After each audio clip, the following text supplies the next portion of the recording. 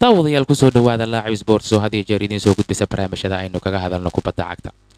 daawadayaal barnaamijkan waxa aynu kaga hadli doonaa laacibka lagu magacaabo Andreas Escobar Zalda Riaga. laacibkan waxa uu u dhashay dalka Colombia ha yeeshee laacibkan waxa ugu dambeyn Dilay oo si toos ah u toogtay gaangiska dalkaasi Colombia. haddaba maxay tahay sababta ciyaartoygan lagu dilay iyo wixii sababay in la dilo ciyaartoygan? ciyaartoygan waxa uu ka mid ahaa ciyaartoyda dalka Colombia. ciyaartoygan waxa uu dhashay 13 Maarso 1967. waxa uu qarankiisa u cusaftay 1994 World Cup ugu dambeeyay xilligaasi oo da'diisu ahayd 27 jir. waxa uu ka ciyaarayay center back ama lambarka shanta ee difaaca.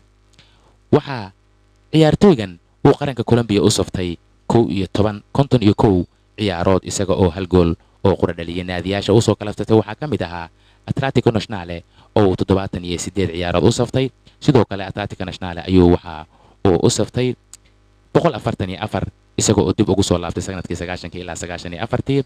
sidoo kale 89 ilaa 90 waxa uu ciyaaray Young Boys isagoo wax kulan haba yaraatee u safan.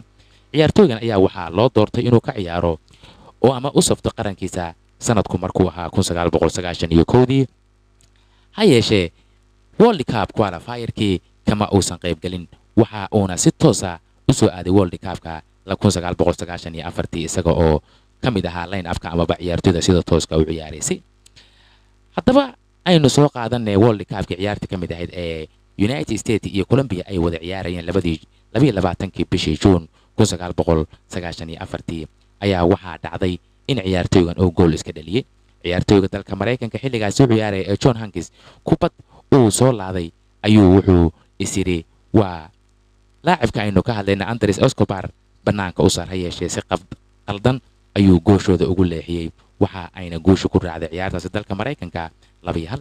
markii uu World Cup ka dhamaaday Escobar waxa uu go'aansaday in uu dalka Colombia ku laabto halkii uu aadi lahaa qaraabadiisa oo u deganaa magaalada Las Vegas Nevada ee dalka Mareykanka. waxa uu 1 July 1994 tagay dalka Colombia isaga oo xilligaasi ciyaartoy ka mid ah ciyaartoyda ay saaxiibada ahaayeen iyo dhalinyaro saaxiibo ay ahaayeen xagga darisnimadiisii yaraantiisii ay wada tageen magaalada El Poblado halkaasi oo uu ku soo koray.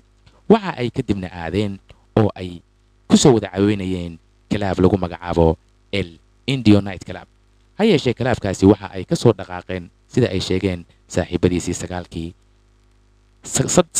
saddexda habeenimo ama saqda dhexe 9 saac marka ay tahay saacada. waana ay kala tageen kadibna waxa uu aaday gurigiisa. subaxii xigay ayaa isaga oo banaanka gurigiisa taagan oo gaarigiisa uu hareer yaal ayaa waxa uu yimid 3 nin 2 ka midna bistoolada ay haystaan.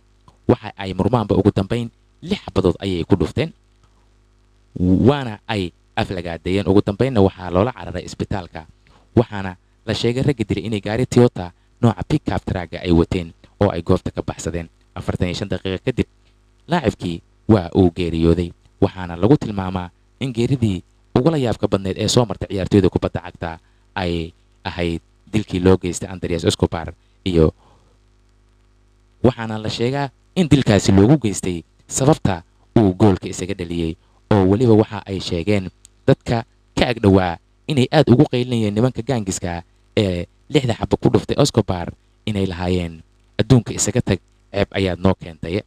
waxaana dhacdadaasi xanuunka badani ka wada dhiidhiyay dhammaanba ciyaartoyda dunida kubadda cagta ka ciyaarta.